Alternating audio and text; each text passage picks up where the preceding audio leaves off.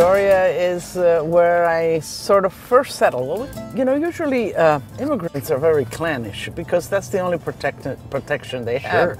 And they help each other and whatever. Long Island, we hear of so many people who are still wedded to the stores that they went to either in Brooklyn or in Queens or in the Bronx, still going back for that experience that they had where they grew up, where their grandparents grew up. If you're going to cook an ethnic food, you must have the ingredients, the traditional ingredients, the ingredients that make that food, the spices, the vegetables that make that food whatever it is.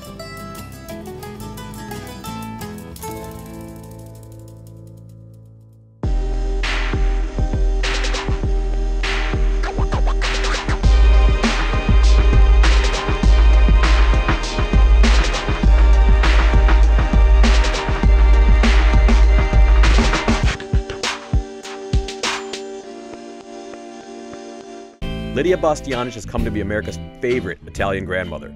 But what fans probably don't know is that she was born in communist Yugoslavia, now Croatia, and spent time in a refugee camp in Italy before settling in Queens, a place she still calls home. She detailed all this in her first ever memoir and hopped in a car with me for a tour of some of her favorite places from Astoria to Bayside.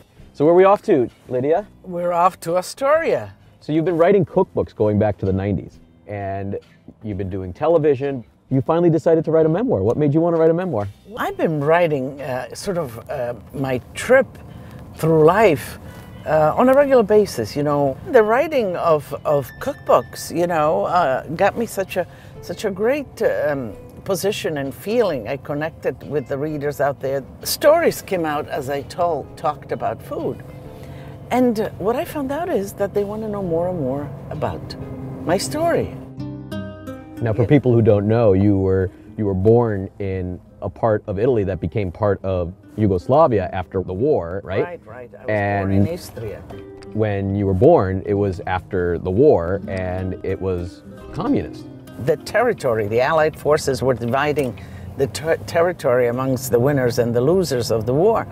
And our part was given to the newly formed communist Yugoslavia. But the freedom, you know, we spoke Italian, we went to church, and all of that was taken away. You know, a lot of those formative years under that regime, my kind of corner of heaven or whatever was my grandmother's courtyard in a little town outside of Pola, now Pula. There I have a lot of those great food memories and animal memories and, you know, coexisting.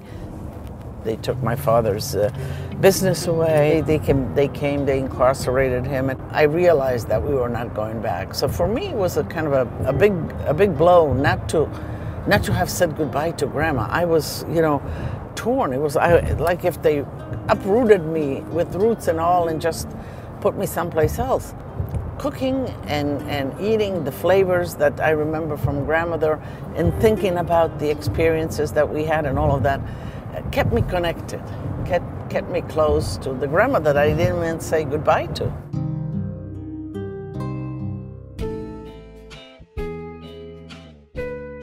Ooh, look at that view of the Empire State Building from here. Making a left on right here. 90 here? Okay. First up, Munkin, a smoked pig lover's paradise where the beautiful perfume of smoked meat will stay with you well after you walk out the door. The smell, oh my God, this is, let's see. Marco, come over here. I want to introduce you to somebody, a new customer. That's your third generation, right? Third generation, I know yes. your grandpa. I used to come here. Grandpa and grandma.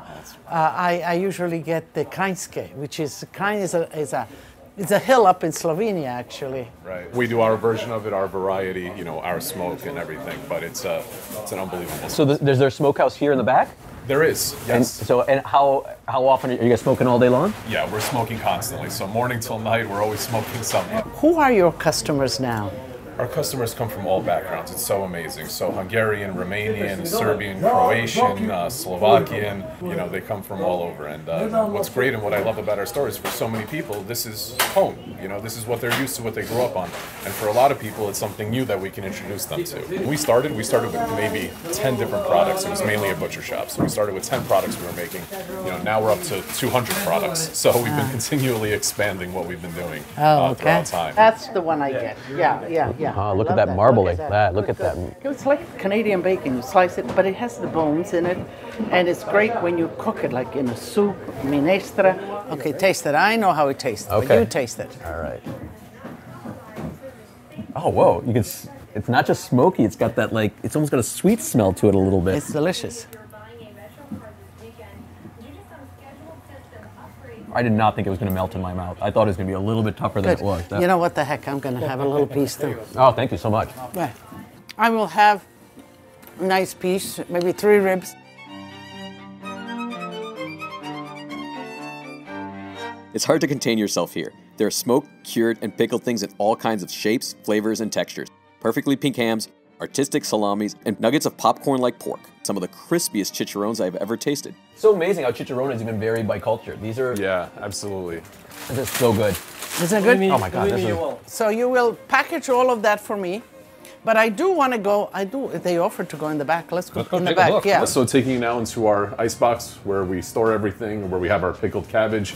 All right. It's like... Fort Knox. This is... Yeah, Wow. this is our vault. And prosciutto and everything. You do bologna, you do everything, huh? We do everything homemade. What are those beautiful guys? That's Hungarian. Yeah, this is like a winter salami. So similar, you know, Hungarians have their variety, Romanians have theirs. The uncooked salami needs to develop this The mold. Right. Yeah. It's a mold, and the mold actually cures it. Sure. And what happens, the mold, in order to multiply, usurps any liquid from the meat. So it really dries the meat inside. Yep. And the mold is in the cantina itself. You don't have to. No, we don't apply it. It's natural. It's natural? Natural, yep. Is this the cabbage you've been talking about? Yeah, that's the whole head of cabbage.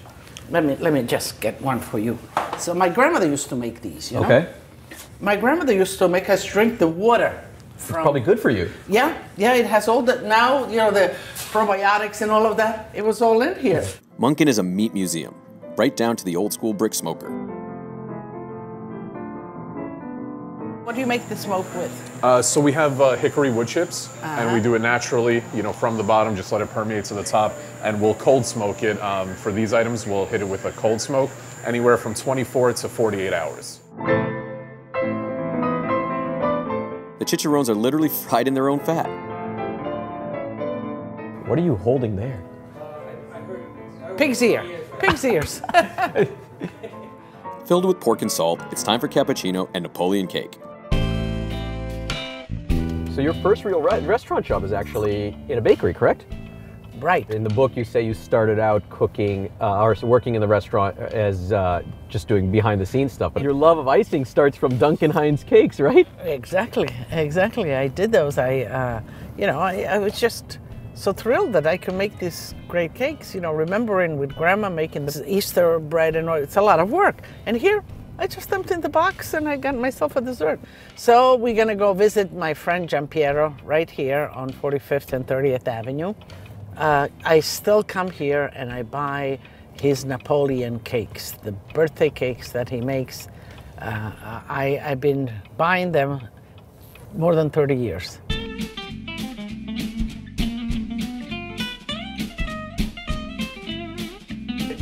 Caffè dolcino, come. Ehi, Giampiero, come sta? Bene, ciao tutti, come state? Tutti bene? He said, Lidia, when you're in Astoria, where do you go? What are your favorite places? This is one of my favorite places.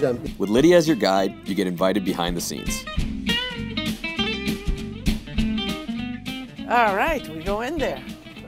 Lidia. How you doing? Piacere. Piacere, come stai? Un bel Napoleone, eh? Yes, I heard that's one of your favorites. My favorite, when I come here, birthdays at my house, I have your Napoleon. It's very simple. Nice, yes, it's a sfoglia. La sfoglia yeah. and the custard. cream. And you just... And we're going to cut it up. You can Now, try what's a this piece. folia? This Folia folia is is the- a French dough, basically, with layers. Okay. puff pastry. Puff pastry, right. Yes. Puff pastry. We make everything on premises.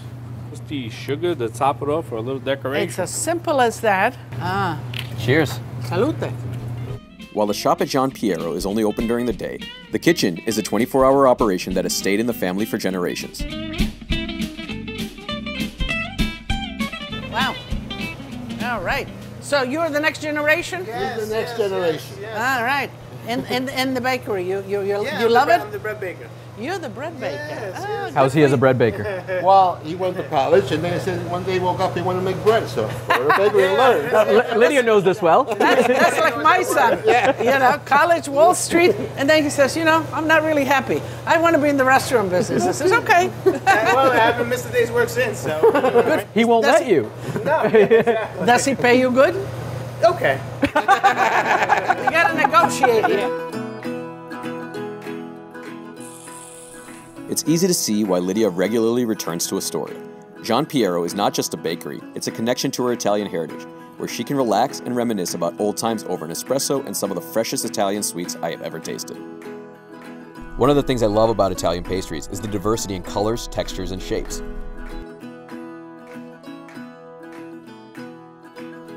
Thank you, Signor Maria. Cheers here. Saluta. How long have you been in America? When did you come? I was 12 years old. Oh, wow. Me too. I've been in America 15 years. That's a good age to come. Yeah, 12, you know enough of your native culture and you're ready to take on the new culture. I got married, I needed to make money, so I started the bread business. I started making bread. From there, then I said I got to open a place all natural, because all the bakeries I went through, they put fats in the bread, they put sugar, they put all this garbage in. I said I got to open my own place, got to be natural. So I came here in '95 and I opened my place, which was all natural stuff.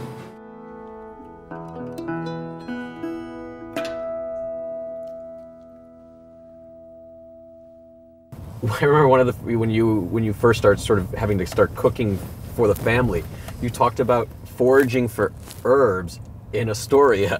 How do you feel comfortable, or do you just doing that in New York City? Well, we are talking about in 1958, 59, right? 1960. So kind of things were maybe not as polluted as they are now, and all of. But parks, I would go to parks, the Astoria Park, but also when we would take rides, once we got the car or somebody would have, we would go upstate. We'd love that. And I had my little paring knife and dandelions and wild fennel and all of these things that people didn't know. I mean, I would collect. And in the fall, mushrooms. I still love foraging for mushrooms. We wrap up the day in Bayside at Vivo, a Mediterranean restaurant close to Lidia's home. Co-owned by Gito Nikai, who worked with Lidia at her first restaurant in the 1970s, Vivo is known for elegant fare in an upscale setting. It touts a menu of seasonal ingredients. We met head chef Valentino Ojkic, who happens to be raised on Long Island. He gave us a tour. Want to show what you're going to make for us? Sure, Come, I follow want to me. show you the All right, kitchen. let's go. Come on, guys. Not too bad, right? Nice kitchen. Yeah. You're gonna So show we're us gonna do one of our favorite brunch dishes. It's basically a green tomato. You've had fried green tomatoes, which is classic, like goodness. But we kind of switch it around. So what we do is we do a grilled green tomato, so it still sort of breaks down the hardness of what how unripe these tomatoes are. But Yeah, that's a generous portion there. like that, yeah. Little feta cheese around the plate. Okay. One of my favorite things, and actually that I get at Munkin, is called, they do kashkaval, which is like We tasted it. Yeah, the Tasted some smoked kashkaval, kashkaval. Yeah. So yes. I'm pretty meticulous with everything. I kind of try to make a little cute circle. Oh, but it looks good like that. Yeah. Now this is sort of our fried green part. This is a farm duck egg. Oh, wow. You get it out on Long Island? Where do you I get do. it? So Molaski's Farm in Calverton, if you're familiar. Okay. The runny yolk doubles as a sauce meant to bring home the tart flavors of the green tomato and the two types of cheese. The vegetables add more crunchy texture, but it's the ivar that brings the dish home. This is Ivar. Right? One Oh, of my we were favorite just things talking in the about whole that. world. Yeah, Over it. Ivar is, it looks like it's only tomato, but it's really not. It's so much more than that. It's eggplant and roasted peppers and a ton of lemon juice. So this is all roasted together, and onions and garlic. And thank you, chef. Thank you, guys. All right, we're looking forward. Like Tavern on the Green in Central Park, Vivo sits in a space that is owned by the City Parks Department.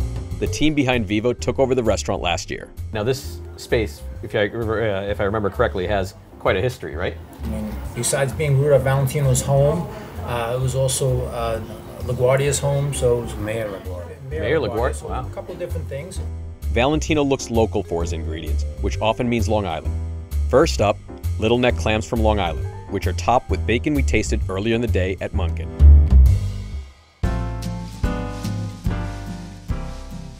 Over here we have braised short rib with triple mash and fresh figs.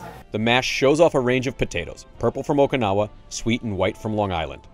Valentino says his inspiration for the dish comes from a menu item on the Titanic. And the greens on top, I love these guys too. These come from a small farm in Cutchogue called Copper Cress, and it's basically a tiny turnip. As the day gives way to night, the meal continues with an eggplant parmesan that's baked instead of fried. A very popular baked eggplant parmesan kind of reminds you of what it's like to have a grandmother in your home. It's all followed by a finale of fresh donuts that are tossed in cinnamon sugar and topped with charred marshmallow. A day with Lidia reminds you that while she has had the privilege of cooking for more than one pope, she has not strayed far from her roots. Thank you. She's brought me here, so Okay. cheers. Good luck. Thank you. Okay. So next you're gonna take me around someplace. Yes, we're definitely gonna go. And then you come back to me. I like this back and forth. I like We'll this. go back and forth.